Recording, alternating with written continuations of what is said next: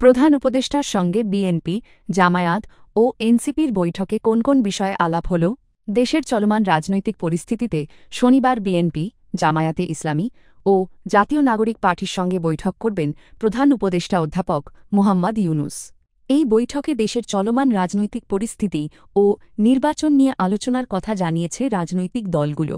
বৈঠক শেষে বিএনপি নেতা সালাউদ্দিন আহমেদ বলেছেন, তারা সরকারের কাছে সুনির্দিষ্ট নির্বাচনের রোডম্যাপ চেয়েছেন। একই সাথে সরকারকে নিরপেক্ষ অবস্থান নিয়ে কাজ করার আহ্বানও জানিয়েছেন তারা। এমন সময় এই বৈঠকটি অনুষ্ঠিত হয়েছে যখন বিএনপি রাজপথে কর্মসূচি রেখেছে এবং একই সাথে সরকারের প্রতি তাদের সমর্থন আর অব্যাহত না রাখার ইঙ্গিত দিচ্ছে। আর এই বৈঠকে প্রধান উপদেষ্টাকে সংস্কার, জুলাই-আগস্টের গণহত্যার বিচার সহ বেশ কিছু ইস্যুতে আলোচনার কথা জানিয়েছে জামায়াতে ইসলামী। বৈঠক শেষে জামায়াতে ইসলামীর আমির ডা. শফিকুর রহমান বলেন, যে পরিস্থিতিতে প্রধান উপদেষ্টা পদ ছাড়তে চেয়েছেন, আমরা তাকে সে অবস্থান থেকে সরে আসার আহ্বান জানিয়েছি। নির্বাচন, সংস্কার ও রোডম্যাপ ইস্যুতে জামায়াতে ইসলামী তাদের দলীয় অবস্থান স্পষ্টসহ বেশ কিছু বিষয় আলোচনা হয়েছে বলেও জানায় দলটি। জাতীয় নাগরিক পার্টির আহ্বায়ক নাহিদ ইসলাম জানিয়েছেন, নির্বাচন কমিশনের ওপর তাদের আস্থা নেই।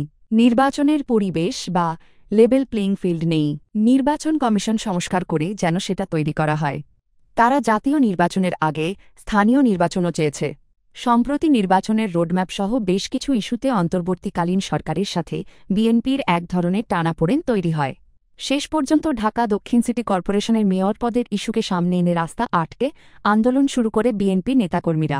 এছাড়া মিয়ানমারের রাখাইনে ত্রাণ পাঠানোর একটি চ্যানেল কিংবা চট্টগ্রাম বন্দর ব্যবস্থাপনায় বিদেশিদের দায়িত্ব দেয়া নিয়েও বিএনপির পক্ষ থেকেও আপত্তি তোলা হয়। এমন পরিস্থিতির মধ্যে প্রধান উপদেষ্টা পদত্যাগের ইচ্ছা পোষণ করছেন বলে খবর সামনে আসে। তবে শনিবার একনেক বৈঠকে শেষে উপদেষ্টা পরিষদের অনির্ধারিত এক বৈঠক হয়। এরপর জানানো হয়, প্রধান উপদেষ্টা পদত্যাগ করছেন না। অযৌক্তিক দাবি দেওয়া, উদ্দেশ্যপ্রণোদিত ও এখতিয়ার বহির্ভূত বক্তব্য এবং কর্মসূচি দিয়ে যেভাবে স্বাভাবিক কাজের পরিবেশ বাধাগ্রস্ত করে তোলা হচ্ছে এবং জনমনে সংশয় ও সন্দেহ সৃষ্টি করা হচ্ছে, তা নিয়ে বৈঠকে বিস্তারিত আলোচনা হয় বলেও জানানো হয়। পরে রাতে ৩ দলের সঙ্গে বৈঠকের পর প্রধান উপদেষ্টার প্রেস সচিব শফিকুল আলম সংবাদ সম্মেলনে বলেছেন, সবগুলো দল প্রধান উপদেষ্টাকে অকুণ্ঠ সমর্থন জানিয়েছে। বিএনপি চায় নির্বাচনের রোডম্যাপ। অন্তর্বর্তী সরকারের প্রধান উপদেষ্টা মুহাম্মদ ইউনূসের সঙ্গে বৈঠক শেষে প্রথমেই কথা বলেন প্রতিনিধি দলের প্রধান খন্দকার মোশাররফ হোসেন।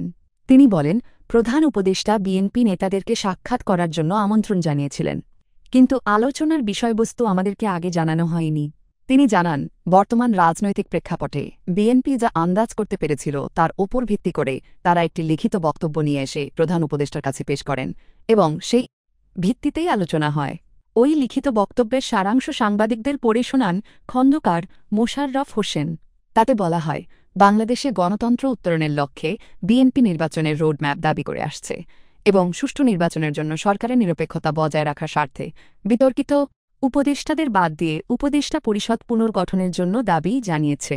বিএনপির নেতাকর্মীরা আওয়ামী লীগের আমলে রাজনৈতিকভাবে কিংবা পারিবারিকভাবে সবচেয়ে বেশি ক্ষতিগ্রস্ত হয়েছে, তাই লীগের বিচার সবচেয়ে বেশি দাবি করে বিএনপি, বলা হয় ওই বক্তব্যে। সুতরাং বিএনপি যদি ক্ষমতায় যায় তাহলে স্বাধীন বিচার বিভাগের মাধ্যমে বিচার কাজ সম্পন্ন করা হয়। নির্বাচন সংশ্লিষ্ট সংস্কার কার্যক্রম অবিলম্বে সম্পন্ন করে ডিসেম্বরের মাঝে জাতীয় সংসদ নির্বাচনের জন্য অতিদ্রুত একটি রোডম্যাপ দেওয়ার দাবিও জানিয়েছে দলটি।